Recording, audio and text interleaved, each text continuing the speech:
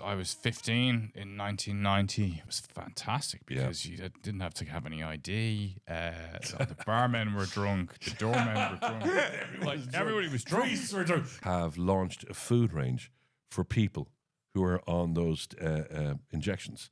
So they know you're not going to eat in bulk, but you do have to eat. So they've come up with these small... Same parents, different timelines, and united by chaos. Strap on, strap in, for the not-so-Christian brothers.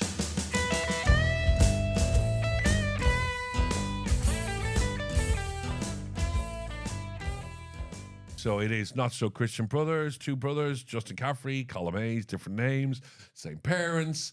We can prove it if we have to in a court of law. And yes, it's the podcast, Not So Christian Brothers. This is our after show. Although our father's dead, so I've never seen him fully confirm that it's the same father for each one of us. Because sometimes I kind of feel that, I'm there must be some variation in parenting. So you think Mum went off and had an affair? Yeah, I hope so. With somebody kind of. So who's not the son of Des? Well, I think my father was probably more kind of debonair, charismatic, successful. Really? Yeah. You think Mum would have been with somebody like that? I hope so. That's what I'm hoping on, right? Morning, Fran.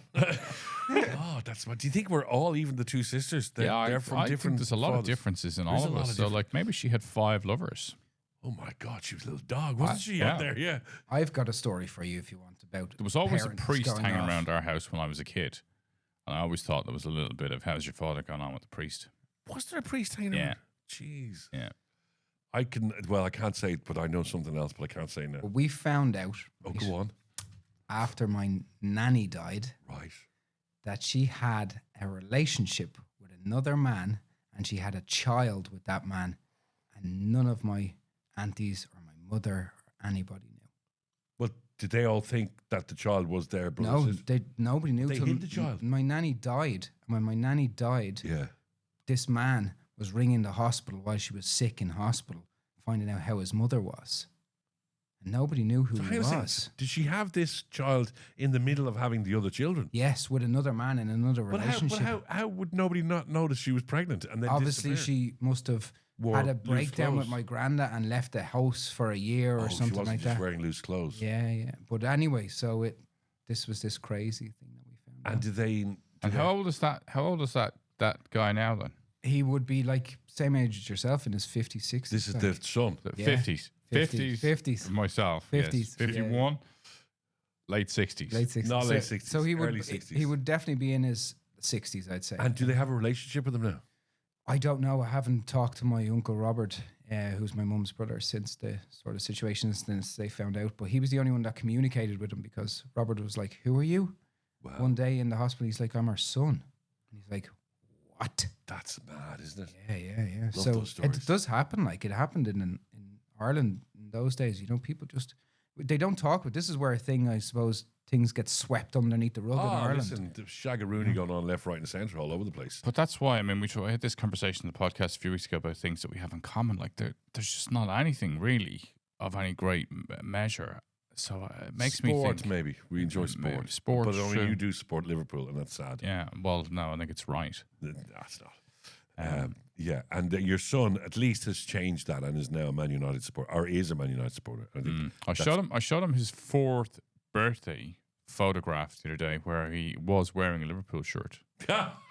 Did he burn it? He burnt it. Yeah, he stayed over in our house one night, and while he was asleep, I covered his bed with Man United duvets and blankets, and he woke up a Man United supporter. It's amazing the power you can have with a good duvet, Yeah. Which goes back to even a previous story when Alex was at his christening, his godfather, Kieran, who's a Spurs supporter and mad Spurs supporter, said, I want to get a couple of pictures with Alex. Is it okay? I'll just go around here with Sinead, his wife. And I went, yeah. And I went, that's a bit weird that he has to go around the corner. Alex was about 2 months old and he was trying to put on a Spurs baby grow on him. All right, okay. And take photos. And I was there. Oh, and you I were was there? actually helping him put it on. There you go. Yeah, I just arrived just in time. We were talking about nudies as well. Did you have a lot of stories? Terry got really excited last Thursday when we started talking about nudies. So he took his shoes off. There's a nude beach in Wicklow, down in British Bay, and it is called Sallymount, right? Oh, yes. Mount Sally. So when myself and Neve first moved down to British... I just want to quickly take a photograph of Terry's feet. For social. You can show this on the green screen. No problem at Just all. so There. You can put your feet up on the green screen. Put your feet up on the green screen there, Terry. Okay. But not for too long. But, just maybe for 2 seconds. You have got quite effeminate feet. Yeah, I got small kids' feet. Like I told you last week, He's baby child DNA. You know, baby child DNA, man child DNA just sort of happens, and then you sort of. Go on, tell us. So you want to really get. So when did you Mount Sally? What was this? So this beach is a beautiful beach, yes, and it has full of sand dunes and so forth. But you have to walk in, you have to park on the road and walk across the sand dunes to get to it. It's over the back of it. Get your kid off. To get your kid off. But we didn't know when we first moved down it was a nudist beach, and we used to go walking in it, and then all of a sudden there was like naked people on it, right? Yeah. And it was like, but you are right. It is definitely a different age and sort of looking people that go to nudist beaches. I wouldn't say you're not going to see somebody like Marilyn Monroe strolling down it, you know. She's dead. No, obviously not. But you know, I know what you mean. It'd be but busy. we brought it. We used to have a dog called Paddy. We used to have a dog called Paddy, and he was the best, coolest little fella in the world. But one day, there was these two older ladies sitting at the waterfront, starkers, and he just decided to go over. And he's like, oh, they're naked. I'm just going to sit right bang smack in the middle of the two of them. Jesus. And he just sat right in the middle of the two of them. And these two ladies, and he's just looking up and he's just admiring and so forth. But that's not the bad story that I have. I have a photograph of him, yeah. 2 pussies and a dog. Hey! It's the new podcast. That's a great name for a podcast. We should just be a show that creates names for podcasts. Entire episode. But the bad story was Neve used to know this girl. She's much more free-spirited, like yourself. Justin likes to be naked whenever she can be. And she went to this... I wouldn't go that far. In the boardroom. She went to this nudist beach in Wicklow. And it happens to what you say, Colm, is that men just want to get their bits out and maybe have a little bit. So she was lying on the nudist beach, and she obviously this has happened. She was a younger girl, obviously lying there with her starkers. A man, she just opened her eyes, and there was a man above her, literally pleasuring himself on the nudist beach in Wicklow. And she was like, "What the hell?" And just freaked out and jumped up. But this is the world that we live in. Well, this is what we're dealing with. I mean, that's good. It's going to attract certain people. It's going to attract certain people. 90% of them just want to get their kid off and run around and jump in the water.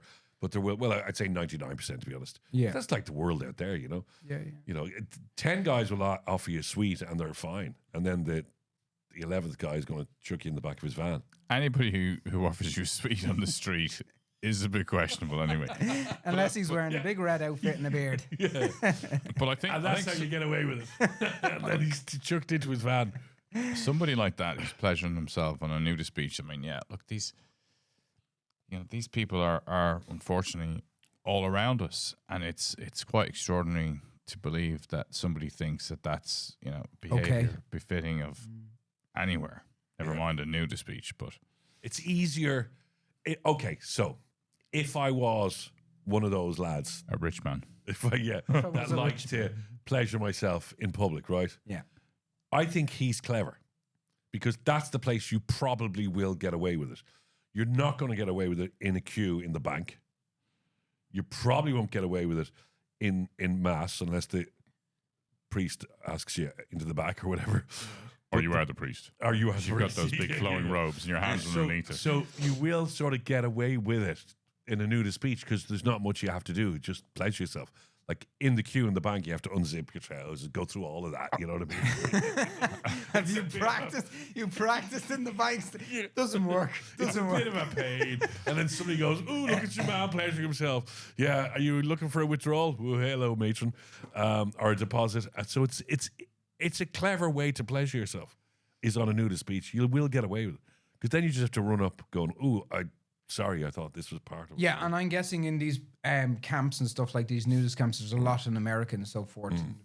They have rules that you can't just go around and, you know, it's a Pleasure yourself. There's families and so forth, and so there is families out there that just, like you said, just like express just being naked, and they just feel comfortable when they're nude, and so, and that's each to their own, and go ahead. But there is rules and regulations. But if you go to a public nudist beach, you know, and it's very secluded, and it's, you know, you're taking your own sort of life in your hands. Yeah, and he's taking his in his hands. Yeah. But it's like, it's just thinking the expression pleasuring himself. It's nice, you know. This is a pleasurable experience. It's just probably you shouldn't do it over a stranger. Well, you just definitely shouldn't be doing it anywhere like that. But I think on a nudist beach, it's probably all right if you're doing it on your own in the corner. You know what I mean? You're naked anyway. You know? I don't know. No, sorry. You're outvoted on this one. All right, you know. DM us on that, please. Hey, you're halfway there. You know what I mean? Never been on a nudist beach, but you know, I think if you go there, anybody who is, you know, getting a bit aroused is probably not in the right place. No. You know, they have other places for that. They're called brothels. You know, but it's not. You don't have to go to a brothel to pleasure yourself. You can do it in your own kitchen. Why are you in the kitchen? The comfort of your own home. I am not going to your house, especially for a sandwich or anything like that. More mayonnaise. Oh, I'm definitely bringing some baby wipes. No, but I love that Terry says the only place you can pleasure yourself is in a brothel. Generally, you go to a brothel for other people to pleasure you. That again, you shouldn't pleasure yourself in a brothel. Actually, going back to Justin came up with the. I love this conversation. I'm stepping away. I'm changing the subject. I am. Terry's running. Sending the subject a different direction at the moment. Just like Gordon Banks did with sending that goal a different direction. I loved it. Pele, but speaking of the 1990 World Cup, yes, that was an amazing story to think of how it changed for Ireland in growth. And as you said, Justin, like the world in Ireland was a different place. I spent my whole summer of 1990 in a pub in Ireland. What age were you? I would have been 8. Were you drinking? No, but you became an alcoholic. I did. That's Jack Charlton's fault. That is Jack Charlton's fault. And the Irish soccer team. But I don't. Do you remember the World Cup in 1990? Everywhere was just flags, Irish flags everywhere, and the pubs were just full of families and that was kids. A great time because we were actually happy with the Irish flag. Now we're always suspicious of when somebody's flying an Irish flag over their house. It's like, ooh, are they anti-immigration? But everyone had an Irish flag. Yeah, like you couldn't go anywhere. And I am I right in saying we got to the quarterfinals against Italy, wasn't it? Knocked us out? Right. Yeah. What was his name? Scaramelli? Baggio. Roberto Baggio. No, Baggio. It was Scacciamoodle. Scalaccio. Scalacci. There he is up on the screen there, Scalacci. Because he came over then and did an ad, wasn't it, for permanent TSB or something? But yeah, I must have spent 2 months living in a pub in Ireland. Like, obviously I'd grown up in a different culture anyway, in a pub culture. But that summer, I don't ever remember being home. I remember we were literally in the pub nearly every day, watching football. Didn't matter if it was Ireland or not, because you wanted to see who was progressing. But that's because your parents just wanted to drink. It was crazy. Yeah, but not only it was my parents, it was every family in Ireland. It was crazy. Yeah, like, listen, I was 15 in 1990. And it was fantastic because you didn't have to have any ID. The barmen were drunk, the doormen were drunk. Everybody was drunk. Priests were drunk. Guys down the nudist beach just pleasuring themselves. Drunk to the quarterfinals. Everybody was drunk. The whole country was drunk. The whole country was drunk. As a teenager, we were drinking our heads off because there was nobody paying any attention. We didn't notice. No, we were watching fantastic. TV. But I do think, and you know, there's always that economic impact. There's always an economic bounce, like from the Olympics or World Cup and Eurovision. And, you know, people get a feel good effect. Yeah. What'd you say? The Eurovision. We used to win the Eurovision. But it's true. Like the Eurovision. No, there was. Like, we felt all these things have an impact, and like, you know, after the 1990 World Cup, we then had Riverdance in '93. That's right. Yeah. And that was really kind of like that takeoff moment. And by the time I was in London in 95, 96, it was cool to have an Irish accent. But you know, Do you think that was the change of the Irish vision of the world, like the way the world saw Ireland sort of change from 88 onwards and 90 when we started putting out all these entertainment and professional dancers and footballers, and it went worldwide, like we exploded? Is it because of that, or was it that we started believing ourselves in a nation. So sport came along, and we believed, and those, like, we had an amazing team. You know, if you look back at the team that played, it was like it would stand up now. They were all Premiership players, you know. Yeah. Right through Everton, Liverpool, Man United, the Dennis Eyre ones, you know, amazing players. Ray Houghton's, all of that. And then we had this explosion in Riverdance. Would Riverdance happen without 1990? Did 1990 start the ball rolling? It's hard to say, but we did seem to become very confident in who we were as a nation. So we tried things that we probably never did before. I mean, I remember 1990 because I was on air. I was radio just started, as in licensed radio had only started that year. So really, so I was on Capital. Wow, it was Capital 104.4 FM, sound of the city, and so there was a big boom in media because suddenly there was 36 licensed radio stations all making good money. There was the 1990 World Cup. There was, as you say, Riverdance. You know, there was the 94 World Cup again when we beat Italy, you know. And I just think where did that start? But we started believing in ourselves as a nation, you know. We didn't start the fire. We didn't start the fire. It's always burning since the world's been turning. Yeah. Good old Billy. Yeah, we didn't start the fire. We just threw more logs onto it, I think, at a certain stage. Because we won a lot of Eurovisions as well, but at least we won with decent songs, I suppose. But I mean, I remember, because I'm slightly older than you guys, right? That you the recag there, right? Pause. I remember Temple Bar, when if you walked into Temple Bar, you would get the shit kicked out of you, right? Yeah. Because it was just all warehouses. It was all warehouses. I remember that too. Yeah. And if you went around the Virgin was built there, Virgin Records. Yes, yeah. And that was sort of the first major store. That was on the side of a store called McBurney's. But then the back was all these series of laneways, and it was all gangs and junkies, and you know, yeah. Oh my God, it was just like you wouldn't go near it, because you were taking your life into your hands. It was just desolate. And then to have the vision to do that, and then the financial center, which they say, and then Haughey giving the tax exemption for artists, which means we had Spandau Ballet living over here, Lisa Stansfield, Duran, Def Leppard. A lot of writers moved to Ireland because they didn't have to pay tax. So it was all part of that, I think, you know. So that drove the property then sales up, I guess. Yeah. Like Duran. You'd bump into Duran in the Spar in Dalkey, you know. But we still have pretty good tax breaks for artists. It's the same one. Like but we have other tax breaks as well for budding artists, they get tax breaks where I don't think they pay tax at the same level. Their tax kicks in later, and it's been studied in Ireland from a government policy perspective that for every euro given to an artist, society benefits by €1.39. Yeah, that actually it benefits society's mental health, it benefits society's sense of self. And you know, we're an unusual country that we do appreciate art. Yes. And I don't mean art as in, you know, Tracy Emin kind of, you know, art and trying to figure out how do you feel about that. But in terms of art as literature, music, theater, you know, music, all of these things come in, and traditional music again. Well, we're a country of entertainers. We are a country land of saints and scholars. Book of Kells, huh? What a gripping read. I was just thinking about that actually yesterday, not the Book of Kells. That we're entertainers. No, the way the world changed, or Ireland changed, you know, I mean, in the space of my lifetime, it has changed. And I suppose in the space of anyone's lifetime, it does change. But there's a great Irish institution that closed down yesterday. So recording this year, closed down yesterday. Captain America's. Oh, Captain America. It's gone. Great, yeah. Really? Closed down Friday. Yeah.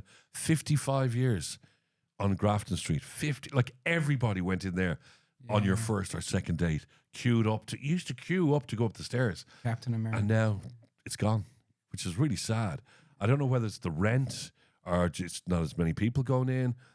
people have said to me that a lot of these sort of fast food sit-down restaurants are dying because of there was a big people's article diets. in the other day I read on regards to how it's affecting in the US. All of these Wendy's, all these type of places, they're all shutting down. Like 20, 30 stores across America, just boom, gone. Well, if you're on GLP-1s, you just don't have an appetite. What's the GLP-1? So that's the anti-obesity drugs. Yeah. Really? That's what I mean. Look, I was in London this week, and everybody's on GLP-1s. Yeah. I've never seen so many thin people. People who I would have known before had a few pounds on them. Yeah. Literally don't. And everybody's like, "Oh yeah, I've got a new trainer. I'm in the gym." No, we know you do. Bollocks, right? They're all on GLP-1s. You know that Marks and Spencer's have launched a food range for people who are on those injections. So they know you're not going to eat in bulk, but you do have to eat. So they've come up with these small portions, and they call it. It's almost like for people who are on fatty injections. I can't remember what they actually say it's for, but it is designed, they say, for people who are taking appetizer suppressors. Can I just say about Marks and Spencers, and if they want to sponsor us, we're open to it. Good morning, Mark and Spencer. I was getting a suit for my son's graduation, right? Because he's 6'7" and spends too much time in the gym. So you just constantly, every time the dude needs another jacket, the last one doesn't fit. Okay. So I went to Dundrum and I went into Marks and Spencers, and the quality of their suits is just unbelievable, right? And so for a 19-year-old kid with shirts, shoes, really nice suit. Like honestly, if I saw the suit, if this suit was with any other label, it'd like be Louis 800 Copeland quid, or something like that. 1,000 quid, no problem at all. Right? Morning, Louis. But really nice lining, really nice material, and shirt, suit, tie, shoes, €320. Wow. And just to say to Marks and Spencer's, that's how a pre-roll advertisement works. Right there. Okay. That's a good wrap up. It's a good wrap up. Is that it? Is that us done? That's us for today. No more nudity. No, I'm done. Okay. I'm nuded up. I'm even going to put my flip flops back on. Oh, good man. Good man. Save the planet. Bit of a smell in here, so that'll be helpful. That's just Colm because he's hungover. Yeah. Actually, you're right. It's just alcohol. I'm sweating wine. Okay, so that is Not So Christian Brothers. Thanks for watching. DM us, subscribe, like us, tell people about, or anything that we talk about. Give us a little DM because Our sponsors. well, Mark and Spencer. Yeah, it's all there. Right. That's Colm Hayes. That's Justin Caffrey. We've been Not So Christian Brothers. That's Terry Toenails. Terry.